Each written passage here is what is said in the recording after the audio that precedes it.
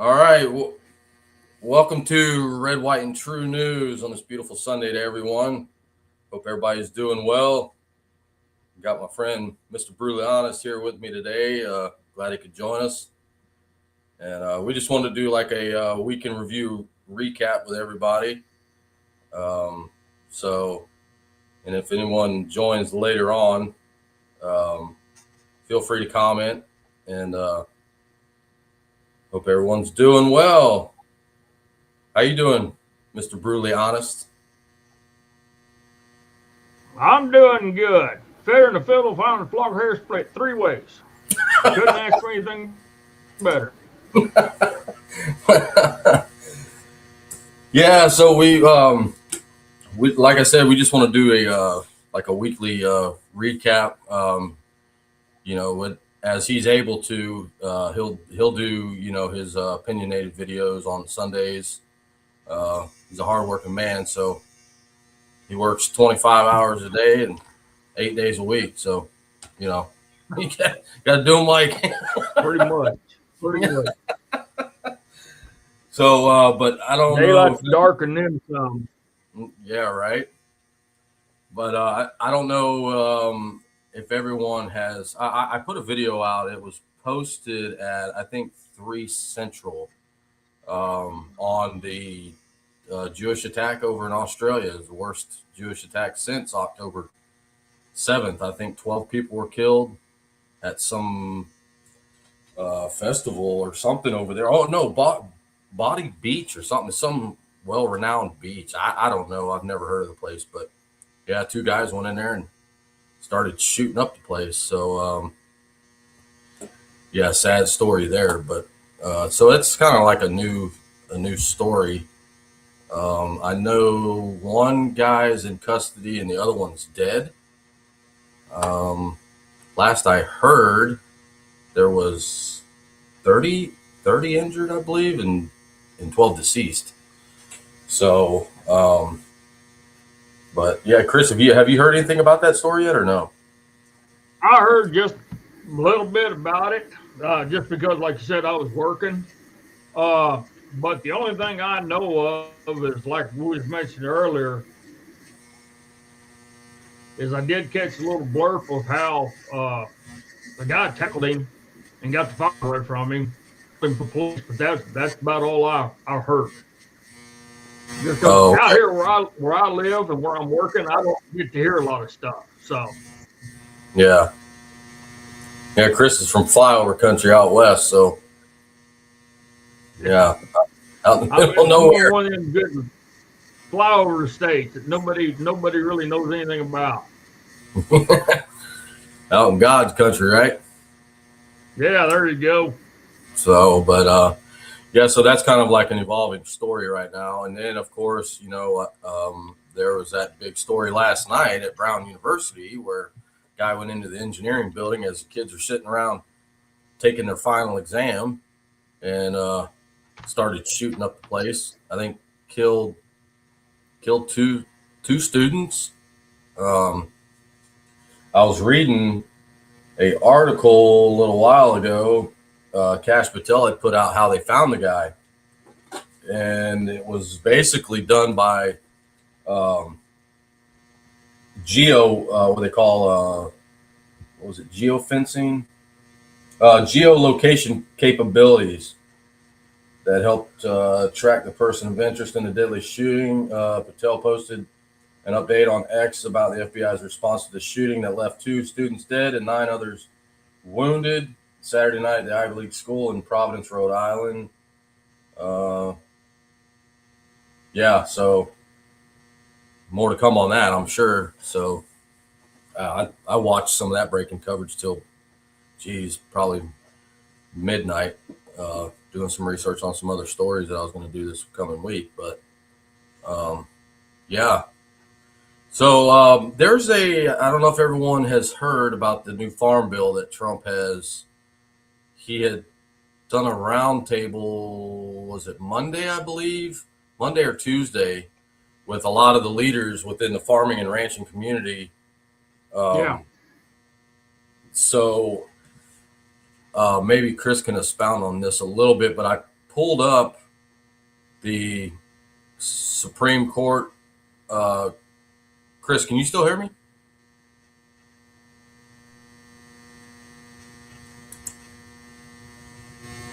Can you hear me, Chris?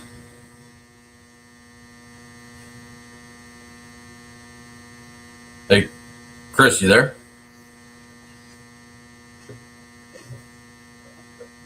Hey, can you? Yeah, I'm here. I just went to open something. For some reason, my internet just kind of wonky. Okay. So Can you hear me now? Stuff up on my phone. Oh, okay. Yeah, but I was going to read this. I got you. Okay, all right, cool. The Supreme Court will hear oral arguments. Oh, I'm sorry. No, that's the birthright citizenship. Never mind. Belay my last. I thought it was the Farm Bill. I had an article on the Farm Bill. Where the heck did it go?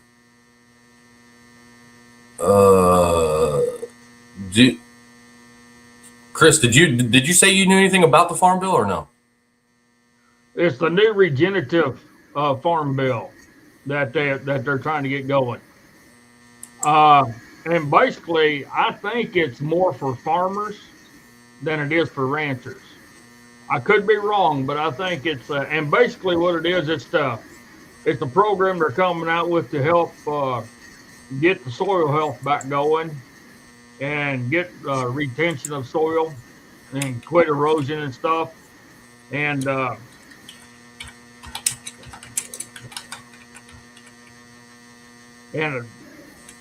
okay, I'm on USDA's website right now. Okay. Oh, it's called the Farmer Bridge Assistance Program is what it is. Well, according to USDA, it says the new regenerative pilot program to lower farmer production cost and advance MAHA agenda. This was on the 10th.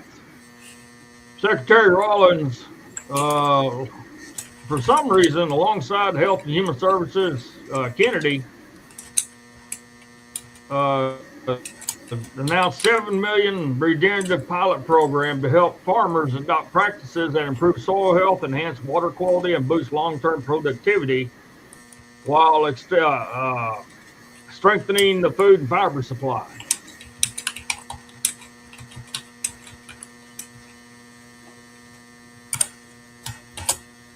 So just that right there tells me that it's geared more towards the farmers than it is the ranchers. You know, the people that's growing crops, corn, barley, milo, beans, peas, whatever.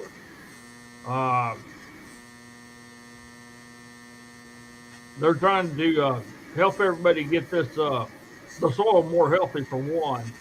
That way we can have a better crop production and try to prevent a bunch of people from destroying our waterways and stuff.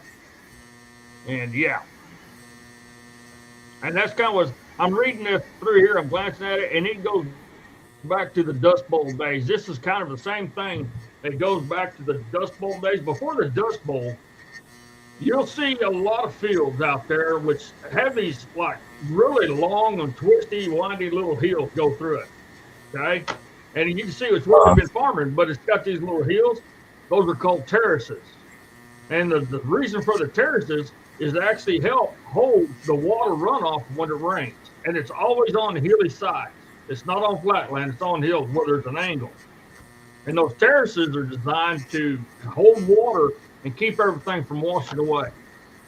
And this is what basically it goes back to, is rebuilding the terraces and trying to keep the moisture that will soak into the ground with no problem, and try to maintain that health of the soil from being blown away or washed away.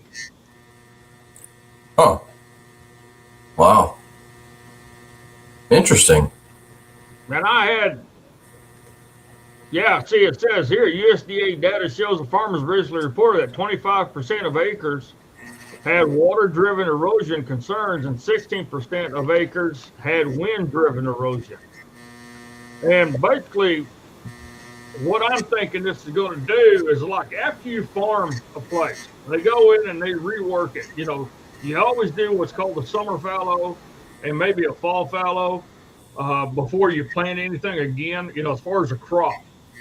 What I'm thinking about is this might encourage people, instead of leaving the fields bare, go in and plant some kind of cover crop in order to help prevent the blowing or the washing away. So, like if you're planting, uh, let's just say you're planting milo. Milo is always planted in the spring. Well, you can go back on top of that as soon as you take all the milo off, and you can plant something that will hold that soil through the fall and the winter.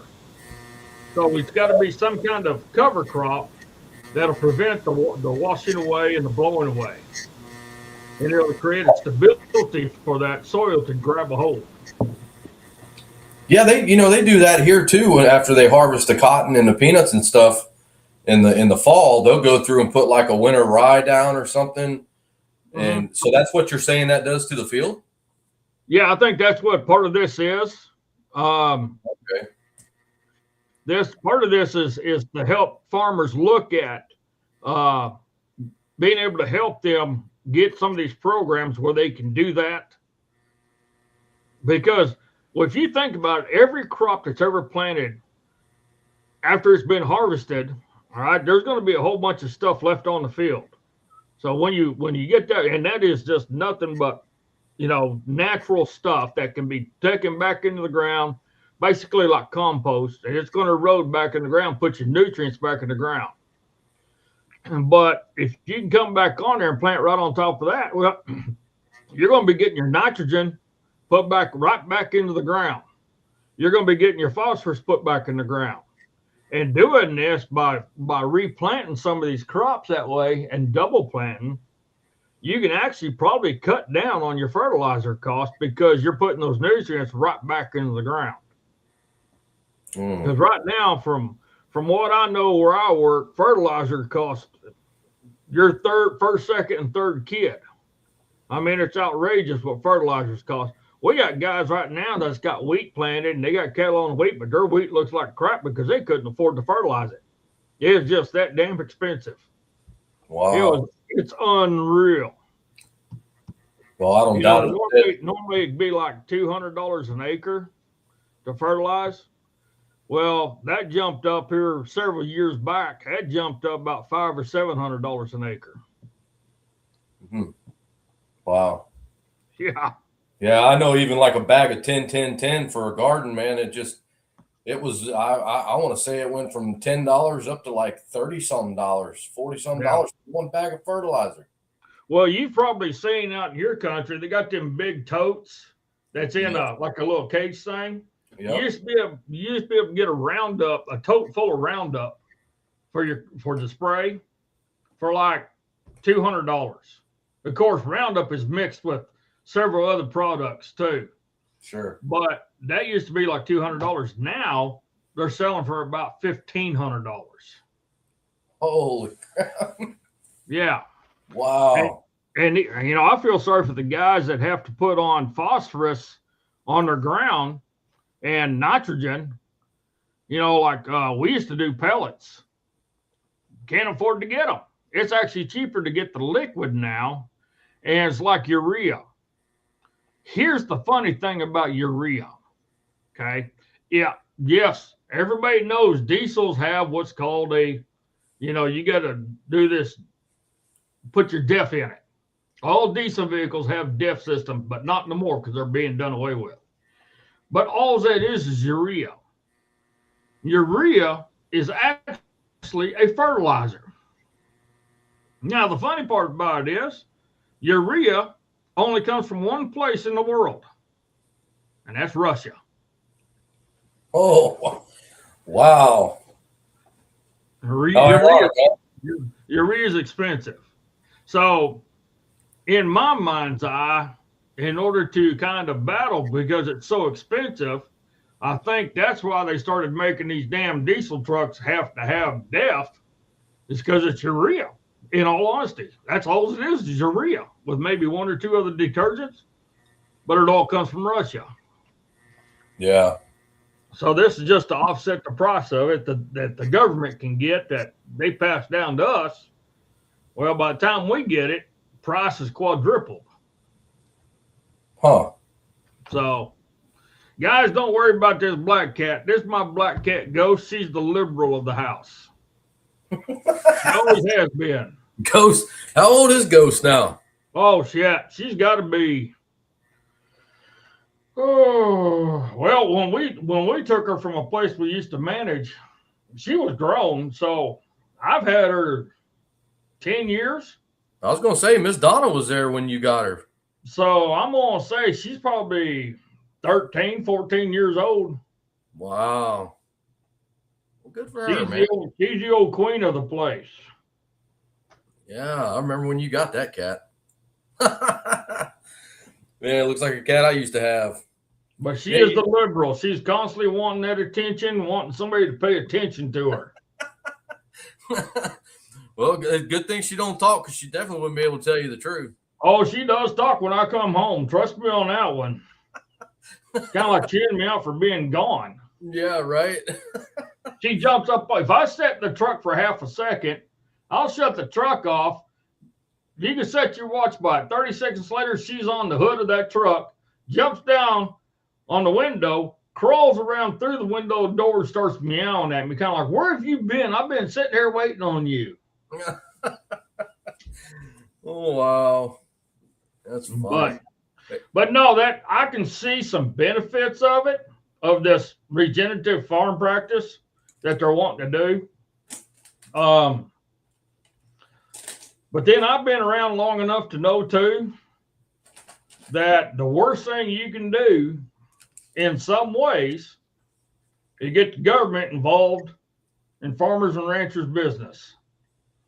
Because I know a lot of people in my lifetime that lived on subsidies, that lived on all these government programs for farmers, and they're no longer farmers. They've lost it all because it's like going to the bank. Oh, yeah, we'll give you a loan. Not a problem. We'll give you a loan. Well, remember what happened in the 80s when all the farmers drove the tractors up to Washington, D.C.? Mm-hmm. That was part of it. You know, and on the ranching end of it, I can see where it's going to hurt in the long run. It's not going to hurt as far as the regenerative practices go. It's going to hurt as far as the programs go because people are going to get dependent on that program in order to be able to pay them to plant another crop. Yeah. But if they go to change their whole program around because they want to do something completely different, then they could have some problems. But I haven't read the whole thing completely through, but that's just my give on it right now for what I do know. And just for the quick glance I've given it.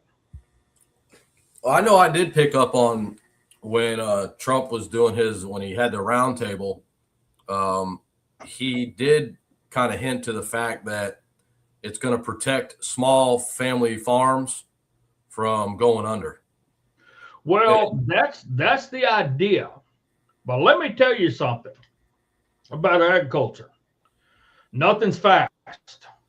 Everything is long-term. There is absolutely nothing fast about agriculture at all. You can't decide you're going to do something today and 30 days later or 2 months later be able to show a profit. You can't do it. It's impossible to do. This is strictly a long-term lifestyle. It's a long-term business. It's just like me. I got calves out here that I'm raising that are going to go to feedlot. Well, I put these calves on here at 250 pounds. I can't send them to a feedlot until they're 7 weights. Well, they're not going to be 7 weights for probably until March or April. And these calves already been on this place for 3 months. So nothing's fast, nothing. And when you sign up for those government programs, it's just like I'm on a couple of programs that I have to wait 6 to 8 months to see anything from it. I mean, anything. So it's not immediate. The only good thing the Army taught me is how to hurry up and wait. Yeah, I hear that, man. I need to throw these cats outside real quick. I'll be right back. Okay, sure, go ahead.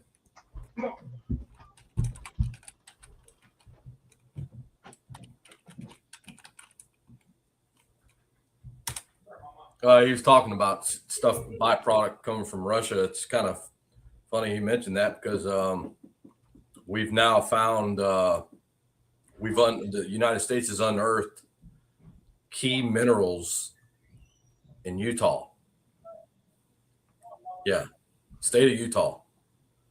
So now the Chinese, and I'm sure Chris would like to hear this, but yeah, so we won't have to be buying that stuff from these other countries anymore.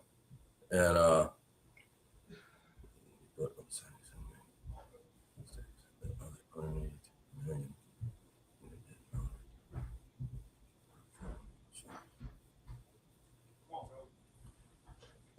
Julia, you talk a felon who was found liable for sexual abuse. I don't know. You talking about Joe Biden and Tara Reid? That was brushed under the rug. His staffer that fled to Russia because of the Biden crime family, threatened her with her life. Sexual abuse.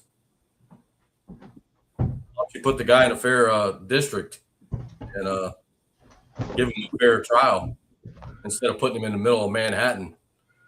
The stacks are, I mean, everything's stacked against the man right off the bat. And then for a judge to say what witnesses can and cannot come in, like Bob Costello, he shut him down on the bench, told him he couldn't speak. JP Morgan Chase, Jamie Dimon, all these big banks that were going to go testify. And you had some liberal judge saying, oh, no, these people ain't allowed to testify. Are you talking about that felon who was found liable for sexual abuse? The guy that was the judge that was caught in the gym on a hot mic by, who's that guy, Project Veritas, Chris? O'Keefe, James O'Keefe. Yeah. Caught him on a hot mic. The guy's in the gym going, oh, yeah, we stacked it against Trump. Well, we won. Got the man on a hot mic. So before everybody talks about Trump being liable for sexual abuse, why don't you give the man a fair shot? Here, let's talk about sexual abuse and Joe Biden and Tara Reid. Remember that case, Chris? Yeah. Tara fled to Russia because she feared for her life. Yep. Well, that's all right. Just look at all the people that Bill Clinton messed with and Hillary had taken out. Yeah. Plus, how many of them they paid off. Mm-hmm. And I still swear to this day, Bill Clinton's the one who taught the kids, the millennials of the day, or whatever generation they are, is I did not have sexual relations. It's okay to lie. I'm the president. You're not going to get in trouble for lying. Yeah. If I can do it, you can do it. Did you know there's actually a Lewinsky room in the White House? No, I didn't. It's a closet. I had no idea until about 3 months ago, 2-3 months ago. They remodeled it, apparently. It's called the Lewinsky closet. That's I mean, come on. That's funny. That's a hell of a deal. That is hilarious. You know, I mean, here, all Trump wants, you know, like him, love him, or hate him.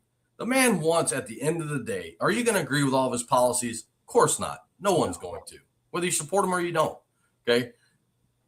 At the end of the day, all the man wants is what's best for we, the people. Mm-hmm.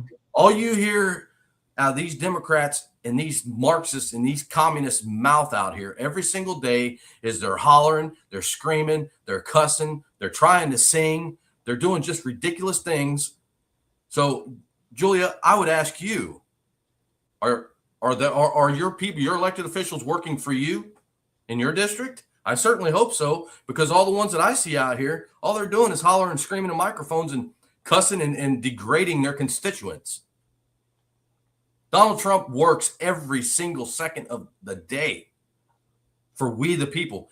And ma'am, you will see by Q2, if you're still on here, you'll see by Q2 of next year, there's going to be a lot more money in your paycheck. I don't know if you work, if you're retired or whatever, but everybody seems to think that, all this was created overnight, all the damage that Biden did to this country. And so it's all going to be fixed overnight. No, folks, that ain't the case. It's not going to be fixed overnight. The way that our economic system works is once a bill is signed, the very next day, it doesn't just poof, everything happens. It takes time to get into our system and start affecting, the supply chains, everything. So you got to give things time. I mean, you know what I'm saying? So, and that leads me up to one thing, like I said earlier in one of my deals. People are in such a hurry for things to happen right now. People are in such a hurry, and like the Democrats, how long has Trump been in office? In all honesty, how long has he been president of the United States in office? 10 months. January, right? January 20th, yep. Okay, not even a full year. And the Democrats are out there right now saying, well, nothing's been done. They hasn't brought the economy any better, hasn't brought this down. Well, a lot of stuff has come down, like inflation's come down from like 9% to 3%. But at the same time, they're saying, well, fuel prices have come down too, everywhere but here. Because where I'm at, it's still a flyover state. We're an oil field place. And so everybody here thinks they should get oil field prices for everything. But other than that, yes, stuff's still high, but you got to, everything takes time. You can't just one day say, okay, I'm going to change everything, and the very next day it happened. You can't do that. And people have lost their ever-loving mind. These Democrats out there, what they have done is rob Peter to pay Paul for so many years that Trump is trying to fix that. And in doing that, it takes a little bit of time. Hence, this new bill that's coming out takes effect January 1. Now, in January 1, what you're going to see is you're going to start seeing things change because this bill is in effect now. Now, what you don't see is some of the stuff that Biden has passed. Some of it still hasn't come into effect yet. Some of it hasn't started. It's going to start in the second year for Trump, or sometimes the third year. Everything the president signs as far as law, as soon as he signs it, that's not the effective date. The effective date is the date on the bill when it's supposed to come into term, when it's supposed to start. So you have to look at that. And when you do, you have to kind of like, okay, so when is this going to take a hold? So here's what I keep telling people. Slow down. Quit saying, oh, this ain't happening yet. This ain't happening yet. You got to take your time. Things don't happen overnight. You got to take your time and wait. And yeah, it could be a little tough. Could be a little rough. But like you were saying, that second quarter, start having more money. Look at the taxes. No taxes on tips. No overtime pay taxes. That kind of stuff. Yeah. People are going to start seeing more money. And I guarantee you. And also, did you know that when you report for your taxes this year, did you know this? That there's more stuff that you can put for your on taxes now that you can claim. Your mortgage payments. Yep. You can claim those now. Your insurance payments on your house, you can claim those. Before you couldn't. All this other kind of stuff like this, you can start claiming to get money back. Yep. But it takes effect after January 1, so it is valid for this coming tax season. But people need to slow the hell down. Quit thinking everything's going to happen overnight, because it's not. And yeah. I'm in Northwest Oklahoma. I'm working for a guy, and I get paid $13 an hour. And I work an average of 10, 12, 14 hours every single day, 7 days a week. But you know what? That's agriculture. You're not going to get rich. You can barely make a living. You can bleed, sweat, cry, cuss, whatever. That's just the life. But we've learned how to slow down, how to live without. And then when we do get ahead, we put that money into something so we can save it in case times are tough like now. Yeah.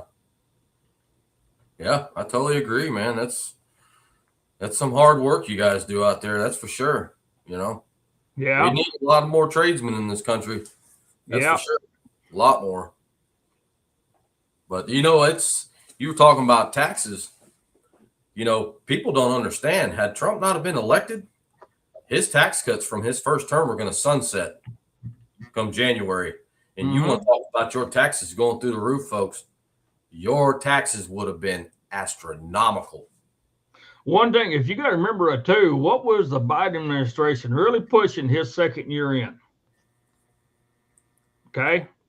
Basically, they was talking about taking your taxes or taking anything from you, raising it from 30% to 45%. So instead of 30% of your money your taxes going back to the government, they're going to take 45%. No matter what. If you got a paycheck, your weekly paycheck was say $2,000. Okay, out of that $2,000, they would have taken 45% of that for taxes. That's not going to happen under Trump. No, not at all. I mean, it's, you know, the Democrat Party, if there is still such a thing, we're always ones for raising your taxes and spend. And Republicans, you know, basically wanted to cut your taxes and, you know, all about a capitalist system and you know, live the American dream, which, you know, these Democrats, man. I don't know. Do you still think there are any? I mean, John Fetterman's about the closest thing to a moderate they have, isn't he? Yeah, he is. I actually I listened to Fetterman.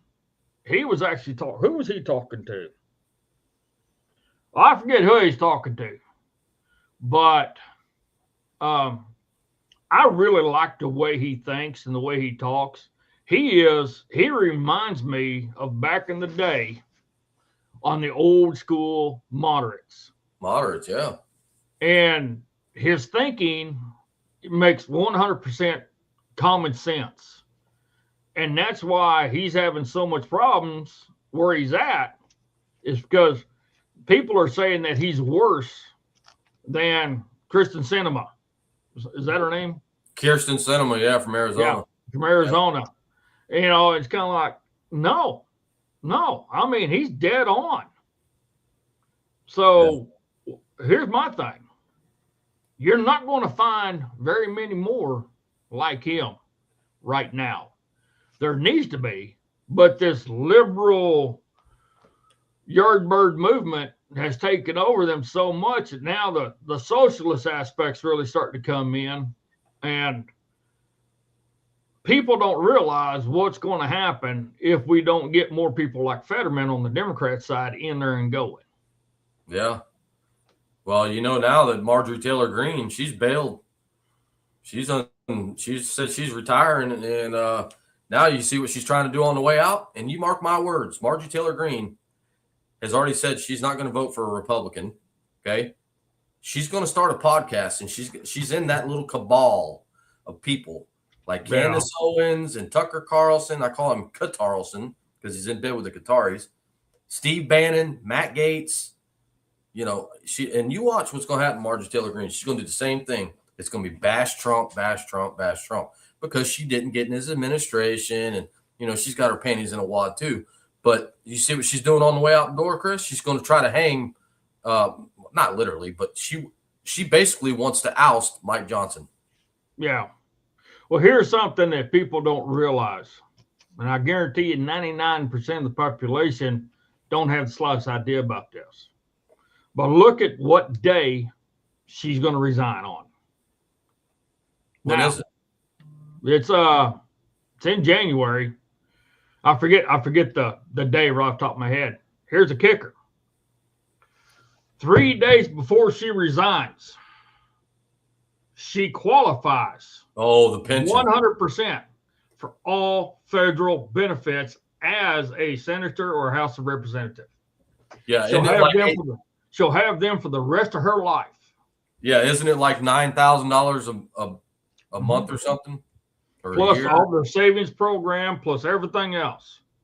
Yeah. Now, why didn't she resign before then if she was serious about her stance?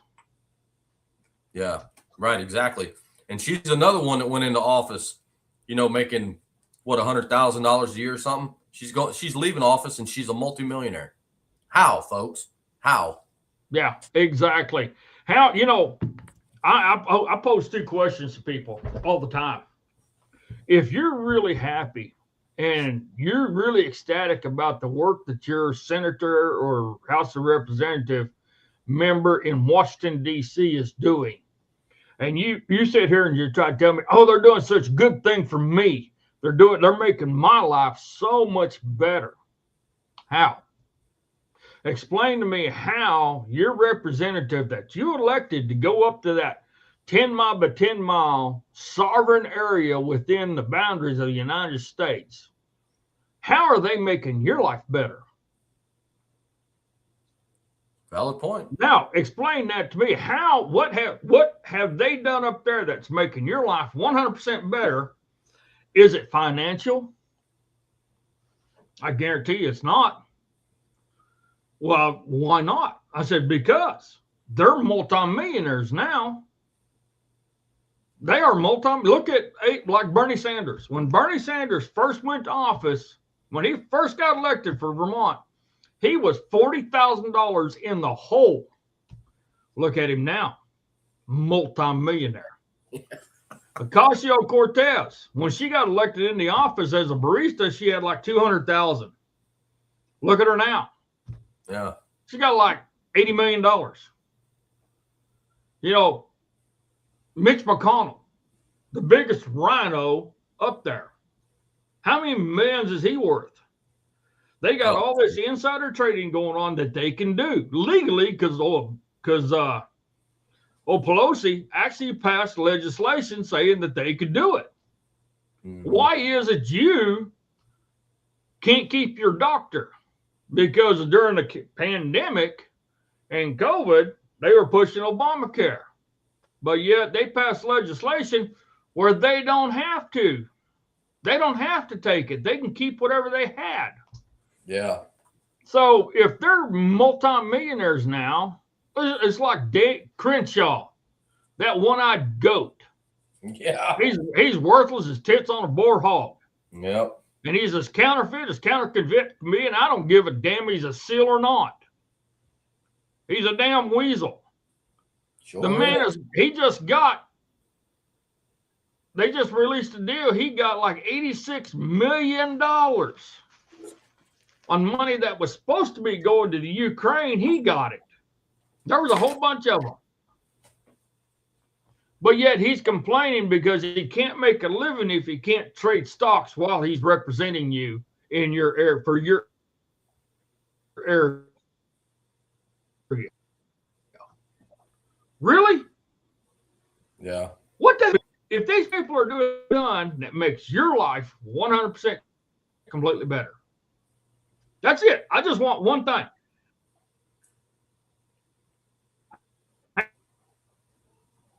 How is these people that represent you, that you elected in the office, how are they 100% better than what it was? I'll wait. Yeah. No, they can't tell you. So, Jay, you'll have to tell me. You're breaking up, Chris. Yeah, it's well, see, on my end, it's showing you're breaking up. Huh. Well, that's funny. Well, I don't know which one of us it is, but here's a question for you. Think long and hard. How many congressmen, senators, anything, as long as you can remember, that died from cancer, that sat up in Washington, D.C.? How many of them?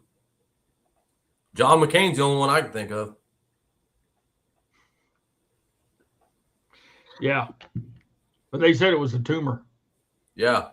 That But he think about, I mean, how many can you think of?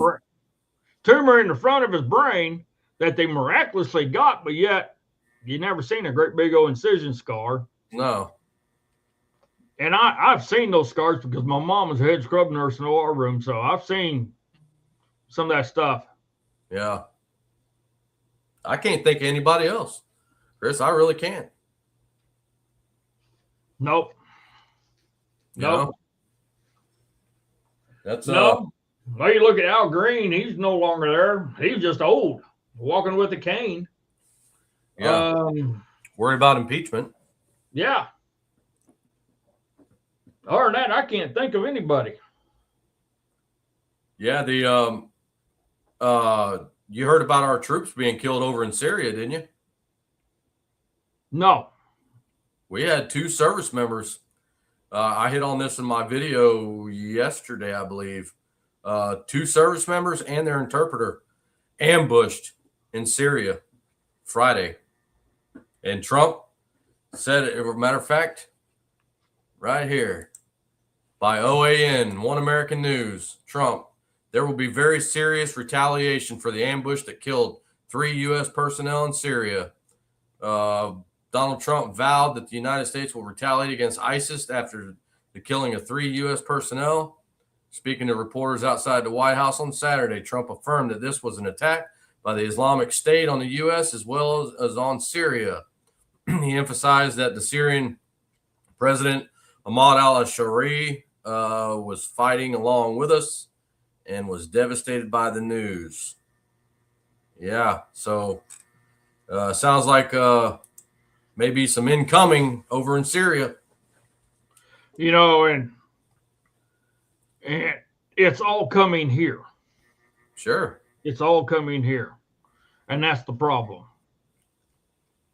Yep. You know, Tom Holman, or was it Christy Nome? One of them said the other day that that they know of 18,000 Afghan terrorists in the United States that came through our southern border, unvetted, unchecked Afghan terrorists in this country right now. Was confirmed the other day by our Homeland Security Director. Yep. So what do you think, folks? You see another 9/11? I hope I'm wrong. I really do. I mean, it's just a matter of time because they don't know who these people are, where they're at, nothing, because they just walked across our southern border. Well, it's just like that dumbass. Well, what was his name? We talked about him earlier. This congressional hearing, which was worthless, but the guy was talking to Benny Thompson. Benny Thompson. Yeah. Was saying how it was an unfortunate accident. Yeah. That these 2 people got hurt. And I love the response.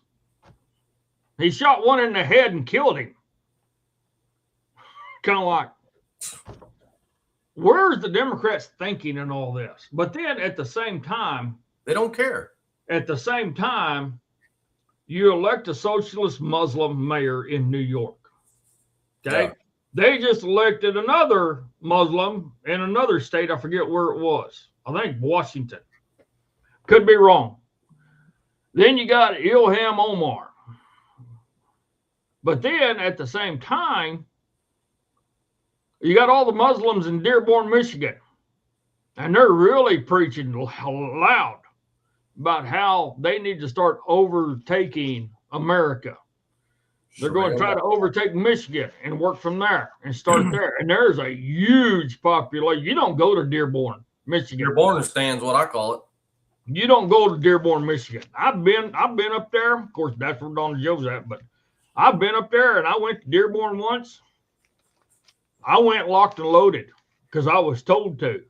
The police, the regular law enforcement, will not even go into Dearborn, Michigan. They have their own police force. They have Syria law.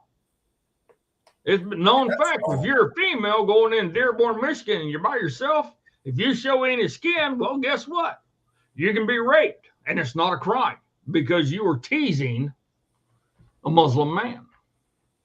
Holy crap. That ain't right. On American soil. But you look at all of these videos and everything coming out from these Muslims and how they're wanting to take over.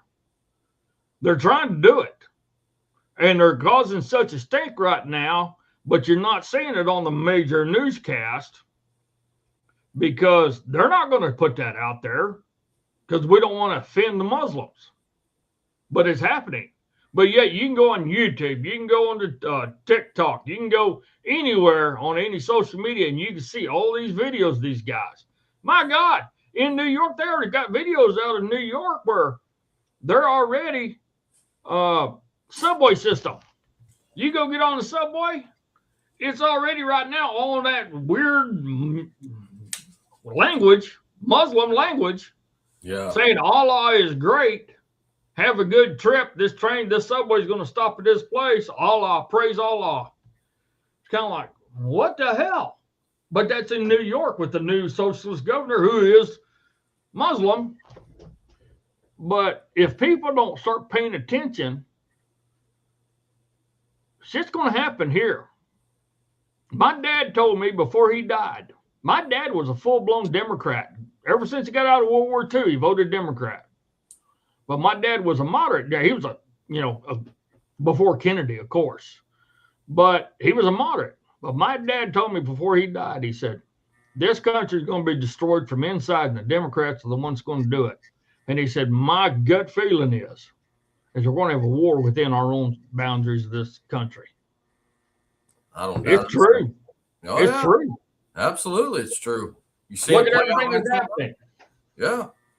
Hey, speaking of which, did you hear anything about that base that Hegseth?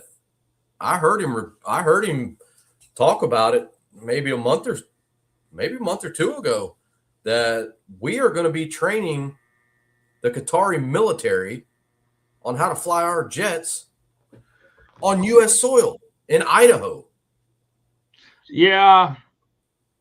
I mean, that's something that I need to look into more because from my days in the military, I know this for a fact because I've seen it. It's illegal for U.S. foreign soldiers to be on American soil. Granted, you got the UN, and they're using the UN to do it. And the UN owns so much property in New York that they're expanding out. But at the same time, my question is, how can we have a base in Idaho, of all places, training military from another country? Yes, they might be our allies, but this would be a first-time deal. Usually we send people to their country to train them. So why are we bringing them here to train them? Yeah. That's the part I don't understand. I don't get it at all, man. I really don't. I mean, they funded 9/11. Mm-hmm. The Qataris hit out Qasem Soleimani when they told the FBI, or the FBI told the Qataris, look, we're coming to get the guy, and they fled him out of the country, hit him out somewhere, and then that's when Daniel Pearl came up, beheaded. That Wall Street Journal reporter was beheaded, and then 9/11 happened a week later. Mm-hmm.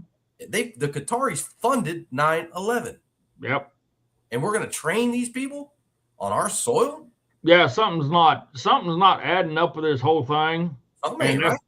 That's where I said I just need to look into it more because something's just not right. No.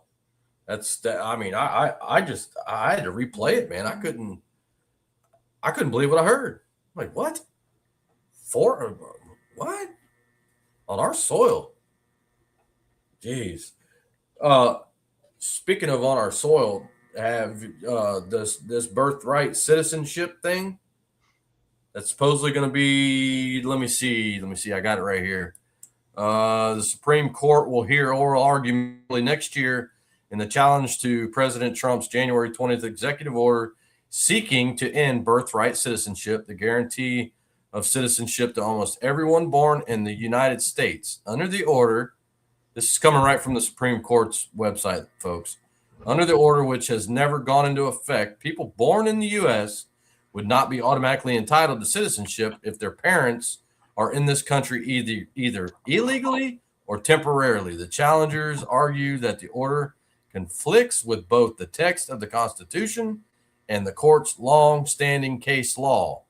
The announcement came in a brief list of orders from the justices' private conference on Friday morning. The court will release another list of orders, including the cases from Friday's conference, in which it has denied review on Monday at 9:30 Eastern. Here.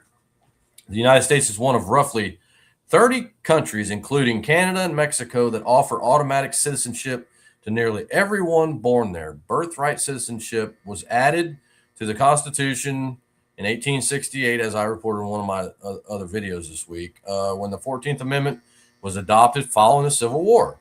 The section of that amendment, known as the Citizenship Clause, provides that quote, all persons born or naturalized in the United States and subject to the jurisdiction thereof are citizens of the United States and of the state wherein they reside, close quote. The amendment was intended to overrule one of the Supreme Court's most notorious decisions, its 1857 ruling in, as we all know, Dred Scott versus Sanford, holding that a black person whose ancestors were brought to the U.S. and enslaved was not entitled to any protection.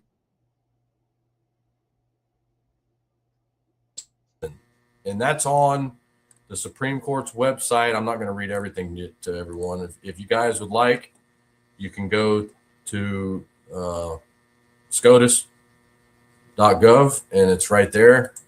But yeah, I mean, so, you know, as I reported in that other video, you know, that paves the way for a lot more issues, man, because then that's revolution by immigration right there. Because then what comes next?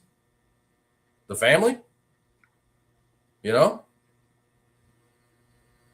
Yep. You know, I was talking about this birthright citizenship deal.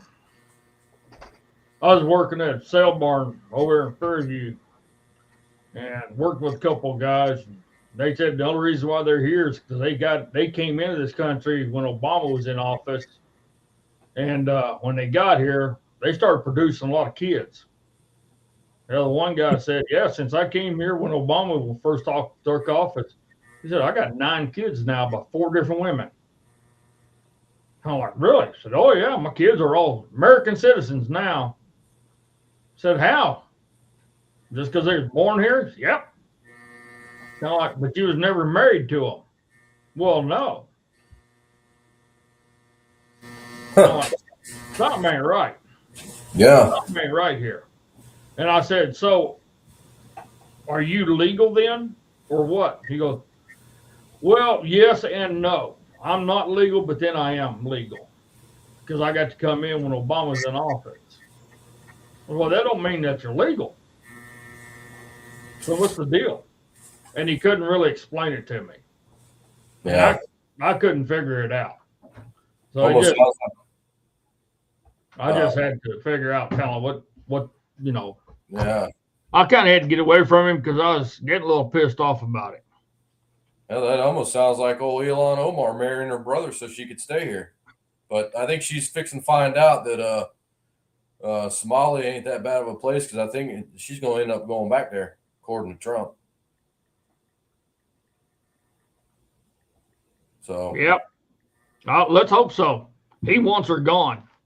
And this Somali corruption stuff, folks, they just ain't even scratched the surface yet. Now it's showing up in Ohio. Tim Walz and all his people. Yeah, it ain't looking too good for old Tampon Tim there. Tim needs to go to prison anyway because he's the one that set up that hitman to take out them other Democrats. And he's allowed this corruption to go on in his state right under his nose, and he knows about it. He can't sit there and deny it. Yeah. Because was the last count I heard, it was like $81 billion altogether.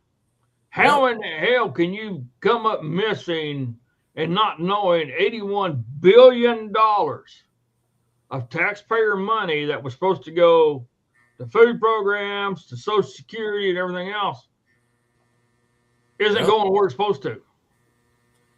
Yeah, well, now you know why they're all screaming and cussing and crying and kicking and screaming and everything else, and they tried to shoot the man and everything else because they knew. I said it long, even when Trump was in office the first time, Chris. These people, he is a threat to them because they know he is going to unearth all of the corruption and the scandals. And if you guys ever want to know what the Democrats are up to, just listen to what they blame everybody else for, and they'll tell you exactly what they're doing. And I'll tell you how bad Minnesota is. I heard this on the Vince Colonnade show, talk radio when I was farming. Minnesota governor's office, there is no set amount of time that he can be governor. Most states, it's 2 terms. Minnesota don't have that law. He can be elected in every 4 years as governor. Yeah. Really? Huh. He can be elected in every 4 years as governor. There is no set term limit for the governor of the state. Huh. Now, my question is, how long has this been going on up there? Because it didn't just happen. $81 billion just don't come up missing within a year's time or within a couple of years' time. Has it been since all the Somalis moved there? Or what? Because now they're saying that Minnesota and a couple other states were promised to them 3,000 years ago. Huh. This is 2025. 2025. Yeah. Where the hell 3,000 come from? Yeah, hey, you ever want to know how well the Democrats are taking care of you folks? Just look at what they just did in Minnesota and Ohio with these Somali people. Guess where they're taking the money from? Little kids in Minnesota and the elderly people in Ohio. Don't believe me? Use that phone or that computer in your hand and go online and you can look it up just like I did. And if you're not convinced about that, look at California, what Gavin Newsom has done to the state of California, and look at every blue state there is on all the shit they have going on and all their taxes and everything. There's a pattern with every one of them. I mean, look at Washington. Look at Seattle, Washington. Yep. I remember as a kid, man, everybody talked about going to California. Now all you hear is everybody talking about how fast they can get out of there. Yep. And and I know several people have got their businesses out of California. They moved everything completely out, even their residences and everything. And Newsom has actually directed the state to go after them for an X amount of years to try to get money out of them, even though they're completely out of the state. They have nothing to do with the state anymore. I know one guy, matter of fact, here in Oklahoma, who had business there. He shut it down 3 years ago and left. And they're still going after him, still trying to get money out of him because he used to have a business in California. Yeah. Hey, a video that I did Monday or Tuesday, that Zoran Kami Mamdani guy, you know what he's running on? All that free. Well, free buses and all that kind of free grocery stores. Well, guess what? Now he don't know how he's going to pay for the free bus, how the buses are going to be free. He can't figure out how he's going to do it. But he sold all these people that voted for him on free. But yet now he's telling you he don't know what to do. Of course not. Nothing is free. No, I don't care who's doing what. Nothing is free in this life. That's right. But he was going on the free aspect because of the younger generation. Now look at who voted him into office. What was the age? Younger generation. What were the age groups that voted him down? I guarantee you, people from the Joneses generation, from the Boomer generation, from Gen X didn't vote him in. I guarantee you that. Chris, they said that 3/4 of his voting base were illegals. Yeah. That tells you right there that the free sold them. Oh yeah. But you know, look at society today. Okay? Look at your workforce for what? Your ages of your workforce. Look at all the people that's protesting and the different age groups that in these protests. Okay, none of them want to work. None of them want to be a productive member of society. They want to get paid to go out and protest. That's it. Other than that, they want to sit in somebody's basement, whether it be their mamas or grandmas or something, and blame everybody else for everything that's going on. But at the same time, they're the ones that's wanting everything for free. It's just like I just seen a video the other day of a guy who's running for mayor of a town. I can't remember where it was. I think it's a mayor of a town who's trans, but he's also a member of the Democratic Socialist Communist Party. And he's like 22 years old. Jeez, what, man. And where he lives is highly Democratic, and he is the front runner. Well, you know, historically, the incumbent president it's an all fear for the midterms. Guys, we better hope and pray that we do not lose these midterms, because if we do, what's going to happen for the final 2 years of Trump's presidency is going to be what happened in the first term. All you're going to hear is impeachment, impeachment, impeachment, and the man ain't going to be able to get none of his agenda passed moving forward. I'm hoping, now this is just me, but everything with that big, beautiful bill, when it starts taking effect in January,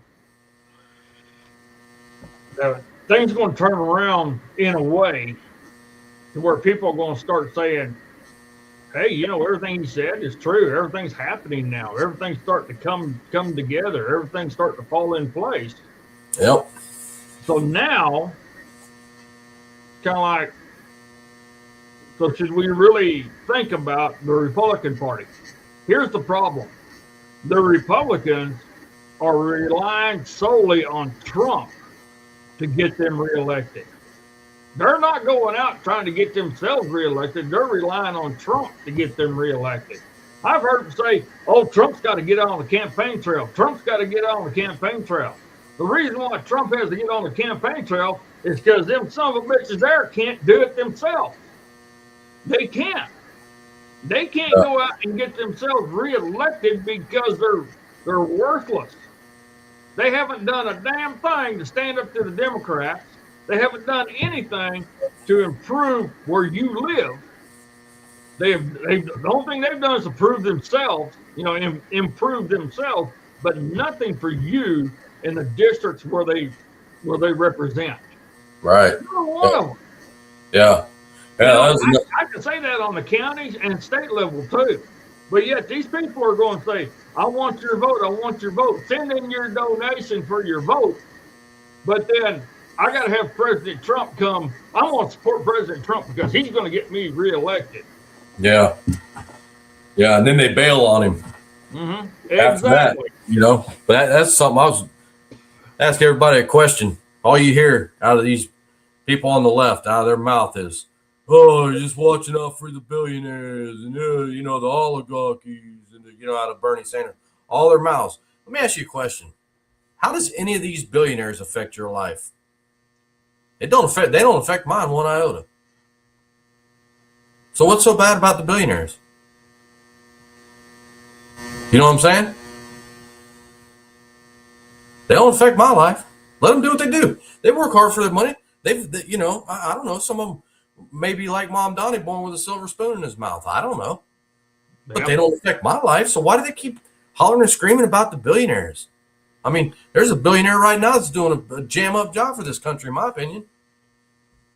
Like him, love him, or hate him, he just is. I mean, people can complain about the billionaires and there's so much money and stuff, but what they forget is when the government was shut down, a billionaire is the one who gave money to pay the United States military. The military, yeah. While the government was shut down. Exactly. Yep. They forget about that kind of stuff. Sure. And they keep saying, "Oh, well, we'll tax the billionaires. We'll tax." Well, ladies and gentlemen, how can you tax billionaires when you look at the IRS itself, which was not part of the United States government in any way, shape, or form? Nope. You're right. But look at how they have things written. There is so many tax loops. There's so many holes that you can get around from paying your taxes as a business. They don't have to pay taxes, in all honesty. So they keep saying, we're going to go after billionaires. We're going to go after billionaires. Okay, go after the billionaires. Go after the people who's actually providing the jobs for everybody, that own these corporations, that employs everybody in the entire United States that's working in one form or fashion or another. Keep going after them, because here's the biggest thing. They're going to pass it off to, they're going to come after me. Okay, so that means I got to raise my price of having this item being made. So I'm just going to pass it down the line so I can make that money up. It's called business. Yep. So who's going to end up paying that? You. Yep. Lower income. You're the ones going to be paying it in the long run. A businessman ain't going to get hurt at all. Nope. Plus, it's a write-off for him. It's a tax write-off, which means you don't have to pay taxes on it. Yeah. You don't believe me? Look at all the IRS stuff. It's just like the IRS right now is so scared because it's really making traction that as an individual, not a business, but as an individual, say like Jay, you don't want to pay taxes as a person, you don't have to. You can actually get the forms, opt out of voluntary signing yourself up to pay taxes. You don't ever have to pay taxes again because it's voluntary. It's not mandatory. There is no law. The IRS is not a law-making entity at all. Yeah. It's strictly voluntary to pay taxes as an individual. Now, as a business, you have to pay taxes because you are incorporated either with a C Corp, S Corp, Incorporated, LLC, whatever. So you have to, because now you are a business within the corporation of the United States Corporation.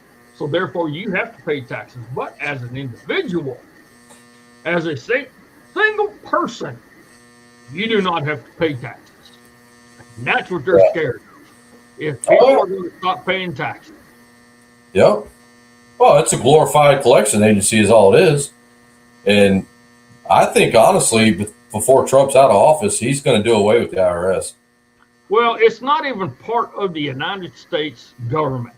It was started by the World Bank. Yep. It's never been incorporated in the United States government at all for any reason. Now, when Obama was in office, Obama's the one that gave him so much power. And when look when Biden was, we're going to hire all these other IRS agents and we're going to give them firearms so they go around. Why? Because, like you said, they're a collection agency, but it's voluntary for people to pay their taxes. It's not mandatory.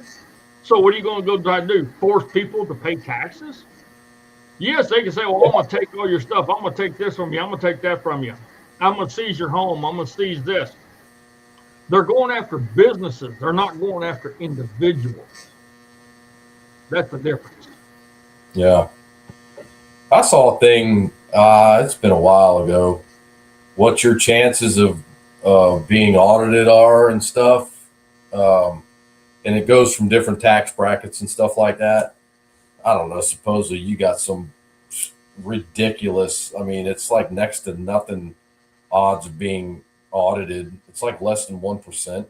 Yeah, it is. Take like me. Just okay. I'm gonna.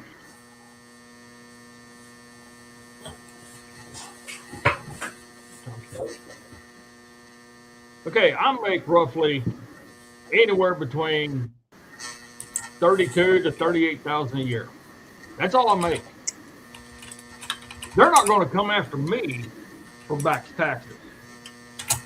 They're not, because that's not enough for them to worry about. And you can't get blood from a turnip. Now, most people can't live on what I make a year. I mean, they can't. There's no way they can. Yeah. Unlike 90% of the people, I've never owned a house in my life. I'm renting this place. I'm leasing that land. I've never owned anything in 61 years of living. Never owned a dime as far as land or house. I've owned horses. I've owned vehicles. I've owned my tractor, my clothes, and my tools. That's it. But what I make a year, they're not going to come after me because I don't hit that tax bracket. I'm pretty much poverty level, if not just a little bit below it, because they have raised the poverty level. And I might be just a little bit below it or right at it. So they're not going to come after me because they can't get blood out of the turnip. But they're going to go after people who make $100,000 a year and higher. That's who they're going to go after. Yeah. Oh, yeah. Well, I mean, people try to roll the dice on it and stuff like that. I mean, the honorable thing is to do the right thing, right? But is it the right thing to pay taxes when it's strictly voluntary? Right, exactly. Yeah. And here's another thing, too, and I learned this many years ago. It's human nature to be scared of something you don't know about. And that's because people don't take the time to educate themselves to learn what they need to know. If you would take the time to learn something you don't know anything about, you might find out it's not what you thought it was. Sure. That's why when me and Donna was doing our show on YouTube, with We Support Donald Trump, remember that back when we had almost 400,000 viewers and stuff? Yeah. I always told people, don't get me to do your research for you. You do your own damn research. You look this shit up yourself. If you don't believe me, you look it up. All I can do is mention it to you and give you some guidance, but it's up to you to go do it and learn about it. Do your due diligence. Yep. Hey. And I don't begrudge anybody that tries to better themselves. I begrudge everybody who doesn't try to get ahead and look at things with an open mind. Absolutely. Yeah. The Zully G8540. What is y'all's income taxes in the state of New York? Isn't it like 11% state income tax? It's like one of the highest tax states in the union, isn't it, Chris? I think so. Or is it Jersey? It's one of them too, but it's up there. Yeah. High, he said. Yeah. Wow. So you live in New York City, huh, Zully? Oh, I'm sorry. Manhattan. Okay. I got a good friend. She's married to a rancher up in Montana, but she's from Brooklyn. She's an Italian. And I've known her for many years. I've known her since 1999. And I tell you what, to this day, she is very blunt, straightforward, to the point, no bullshit. Me and her get along great because we're both the same way. And one of the things she likes about Trump is he's the exact same way. And here's the funny part is she went back for a family reunion, she said like 10 years ago, went back to Brooklyn, called her husband 3 days after she was there, and she comes from a huge family. And she said she called her husband and said, change my flight to tomorrow if you can. I need out of here. I can't be here any longer. She said this place has just gone nuts. Yeah. So that's Yeah, I mean, I really hope that this Mamdani guy. I hope he doesn't. I mean, I don't know how old this Zully G is, but I remember a little bit before Giuliani came in there. I mean, New York was in bad shape, man. New York City, it was in bad shape. Crime was through the roof, and Yeah, it was terrible. And Giuliani kind of straightened it up, and man, they praised him for it, but now they want to ridicule the guy, Yeah. take him down and everything. And now Mom Donnie's going to go in there and just, man, I wish him all the best up there, man, but it just don't sound good. The guy just, he's with communism. They put Kumo up against him. Well, Kumo, I'll tell you what, you're talking about the lawbreaker himself. Oh, yeah. Bill de Blasio. Yeah, de Blasio. So it's like New York didn't have anybody that can go beat a damn communist. Yeah. Kind of like, really? Yeah, it's the best thing about that. Well, the best thing that could happen to Mom Donnie is Elise Stefanik gets elected to the governorship of New York. Elise Stefanik's is squared away, man. Even Kathy Hochul even come out and said that, when Mondani was saying what he wants to do, this, that, and the other, she's kind of like, I can't be cutting programs in order to do this, this, and this, because that's going to leave a lot of people stranded and out. Yeah. And that's going to hurt the economy and the entire state of New York. Yeah, elections have consequences, they just do. I mean, it's... Well, he takes office in January. So it's going to be pretty interesting to see, and it's also going to be pretty interesting how fast businesses pull out. Well, they already have. I know Chase Bank, J.P. Morgan Chase has already pulled out of New York City. Yeah. I think they moved everything to Arizona. Well, we already it's already been it's a known fact that we have. They're calling it the Wall Street in the South, down in South Florida. All those big investors left New York City because they feared this man. And let me tell you something. I watched the interview myself with my own 2 eyes. There was 2 realtors that were sitting on a panel one morning, and they were closing on a house. And is it Westchester County or something like that? It's not far right out, or Westminster maybe, or something like that, right outside of New York City. And the bidding wars were so, off the charts because of people fearing this guy that were already fleeing the city, that this house was being closed on that very day. And these 2 realtors asked the anchors, they said, guess how much? And it had to have been $1 million homes, or a home, multi-million-dollar home. How much it went for over asking price? $700,000. $700,000. That's how bad these people fear Mom Donnie. Well, it's like Brian Kilmeade was talking on his talk radio show one morning, right after he got elected, about how people want to move out of New York City, and he says, I'm telling them, move to Long Island. You're far enough away, move to Long Island. Yeah. He said, if you love New York and you want to stay in New York, but yet even though you work in the city, move to Long Island. Move to some other place outside of it. Yeah. He said, there's places you can have. He said, but you're going to have to get out. Yep. They said, like New York, they said rent on a little 1-bedroom apartment. I was watching a deal on YouTube, and this guy goes around and he meets these people on the streets and go up, can I see your place? And they walk them in. It's like a damn broom closet. They're paying like $1,500 a month for it.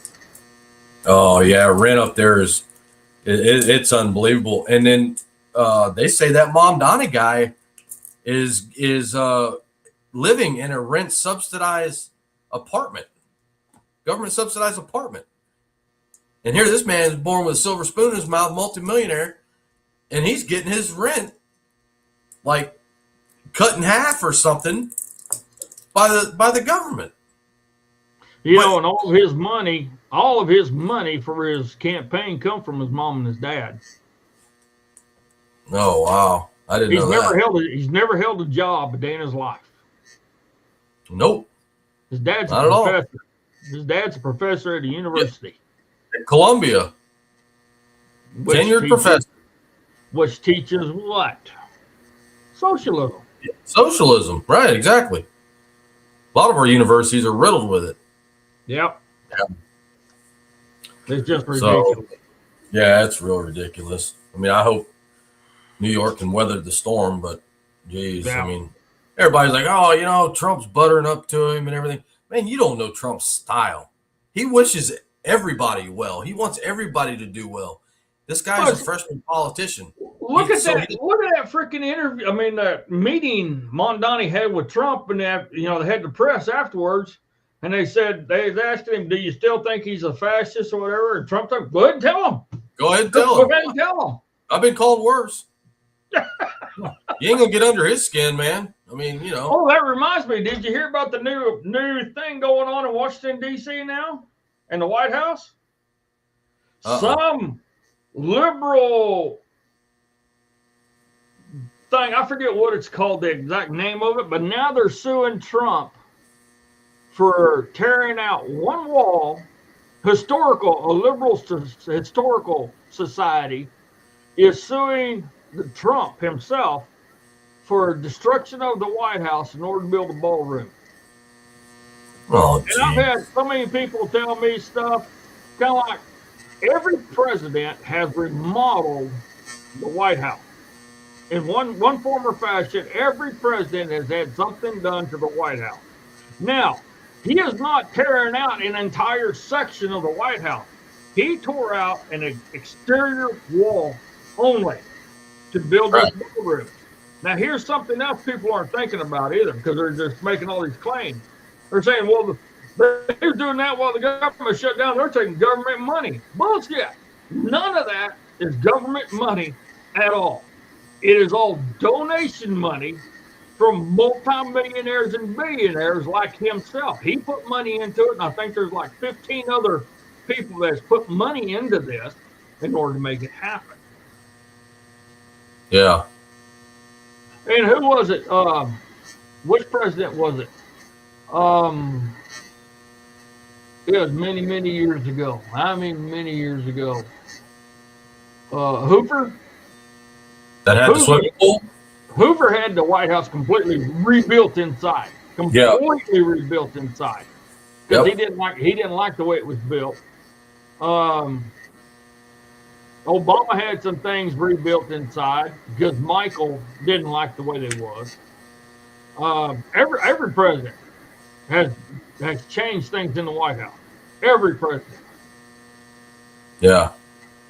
Yeah, Trump's definitely giving it the overhaul, man. All the gold on the walls, and I mean, look when Johnson was president. Lyndon Baines Johnson, the biggest. You want to talk about racist? Even though he's from Texas, that man was the most racist president we've ever had in this country. He had a basketball court. He put in a basketball court, swimming pool, and all this other crap out there. Yeah. Nobody else has ever used it but him. So what did Trump do? He filled it in. Yep. I mean, my God, there's a bowling alley there. There's a movie theater there. There's everything there you can ever imagine. Yeah. But you know, he's bringing it's people's house. I mean, he's making it accessible to we the people. And as far as a ballroom, what's the problem with that? I don't see any issue with it. I mean, the way it stands right now, you have world leaders coming over here with their wives and stuff, and they got to walk across the White House lawn in mud and dirt and stuff to go stand underneath the tent to have a big gathering. What's wrong with building a ballroom of which none of it the taxpayers are paying for? Well, I forget who it was I was listening to one night on the radio, but he was saying, he said, I did some research. He said, every country that has a capital, the United States is the only country that does not have a ballroom. Out of all the capitals in the world, the United States is the only one that doesn't have a quote-unquote ballroom. And he said it is, and Trump was right. He said they've been saying for over 150 years we need to have a ballroom. So he's finally doing it, but it's all donated money.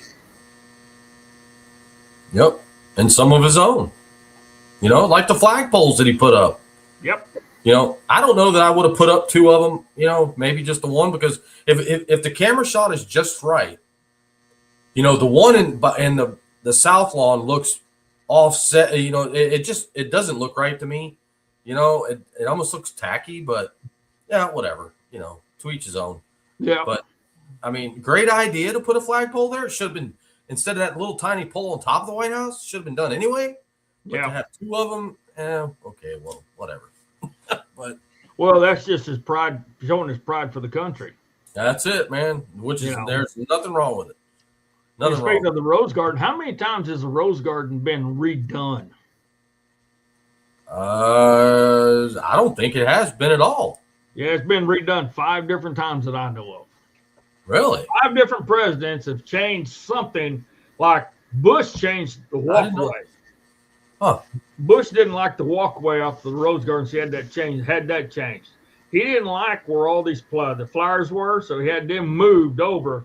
Granted, it was only 20 feet, but he had them all moved over 20 feet. Huh. You know, every president has made changes, but they've used government money to do it. Trump isn't using government money to do it. Nope. That's the difference. Using his own. Yep. And he's still not collecting a paycheck. He has to, I think, $1. He has to collect $1. Yeah, I think legally he has to take $1. Exactly. But he's donating the rest of it because he ain't taking it. No, he's putting it back in the. Supposedly, he's putting his salary back into the general fund. So. And people talk about the general fund. I'm old enough to remember when Ted Turner. Does everybody know who Ted Turner is? Yeah, TBS. Okay, Ted Turner at one time paid in full the national debt. Really? How much was the debt? It was just under $1 trillion, and Ted Turner paid it in full. Are you serious? Wow, I didn't know that. Serious as a heart attack, because he was in Montana when he did it. Wow, I did not know that. Most people don't. I remember when the national debt was $12 trillion. And I think that's when Bill Clinton was in office. Yep. What are we now? 38 trillion, 37? 39. $39 trillion. Let's put it this way. We're so far in debt. My great grandkids wouldn't be able to pay it off. Nah. No, not at all. I got 4 grandkids right now, and their kids and their kids and their kids still ain't going to be able to pay it off. No. You know, it's like I tell people, you know, man, we got to do our part. I don't know if it's run for office, what you need to do, you know, get yourself a platform. You know, that's one of the only reasons that I started this platform. And, you know, Chris was gracious enough to come on board with me here and stuff, is just to get the truth out to people. You know, if people feel led to run for office or whatever, because we owe it to our kids and our grandkids to lead this country in a better way in which we found it. See, and the one thing like Ted Cruz that I really agree with Ted Cruz on is Ted Cruz actually brought forth legislation for term limits for the House and the Senate. And it didn't go nowhere, but I really think we need to be pushing forward for term limits in the House and the Senate. The president has term limits. He can only serve 2 terms. Why can these representatives and senators serve lifetime? Make them term limits. Yeah. You know, and if you look back on the way America was built, the Republic of America was built, common people was elected to be your representative. No lawyers, no people of dignitary. It was just common people. And they were paid per diem, paid by the day, not a set salary. And I think that's how it needs to go back to. You're not paid a set salary to go represent your district. You go up there for X amount of days. This is how much you make. That's it. I mean, right now, Dan Crenshaw's bitching, moaning, and groaning because he makes $179,000 a year. $179,000 a year representing the people where he's coming from. Yeah. And he's saying he can't make a living on that. But yet he just threw a freaking birthday party not too long ago that cost him over like $20 million. Where'd all that money come from? Mr. Navy SEAL, one-eyed Navy SEAL, want to be Pike? You know, it's kind of like something ain't right here. Yeah, I don't understand how they all get rich, man. They go in the office and they ain't got, you know, they might make $100,000 a year, but then they come out and these people are multimillionaires. I mean, look at the Obamas now. Oh yeah. I mean, this poor bastard can't even pay for his library. Still ain't built in Chicago. It's over budget by like $20 million. Michael, when they left the White House, Michael actually started. He became a multi-millionaire within like 3 months after leaving. Now Barack was a millionaire because of Obamacare, and anything with the name Obama on it, he got paid. Because that was a copyrighted name. Yep. Yeah, Zoli, people follow Nancy Pelosi, me included. There's a platform online. You can follow her stock trades daily. I seen that. I was thinking about I need to put $500 into that and just see what happens. Yeah, just play with it. I mean, I know some people's made a killing off of her stock trades. You know? So. Yeah. But anyway, all right, man. Well, we've been on an hour and a half, so Zoli, we'll be on Sundays. During the week, I may do a live stream, but we're putting out, 2-3 videos a week and doing these lives on Sundays. So the channel's still fairly new. We've got some things that we're working on. So yeah, subscribe to the channel if you aren't already and join us. Think you'll enjoy the content. We're just honest people, just trying to, put the truth out there for people and let you make up your own minds and do your own research. When I do videos, I say where I get my information from. There's no agendas here. Everyone is welcome. We enjoy having everybody here and, always, voice your opinion. We're all entitled to it. It's America. So, but, yeah, you got anything else, Chris? Oh, last thing I got to say is this. I want to thank everybody. I don't know how many people's here, but thank you for showing up and appreciate you taking your time to listen to us gab. But as people in this republic, it's up to us to change things because the shit's coming down the pike. And if we don't start really paying attention and looking at things and doing our research to see what's what, it actually might turn into a shooting war. So, yep, you better get off your derriere and figure out what's what. And the last little thing I'm going to leave you with is this. You sit on a wooden fence too long, you're going to get a splinter in your butt. So get your ass off the fence, put your feet down and go forward. You never go backwards. Absolutely.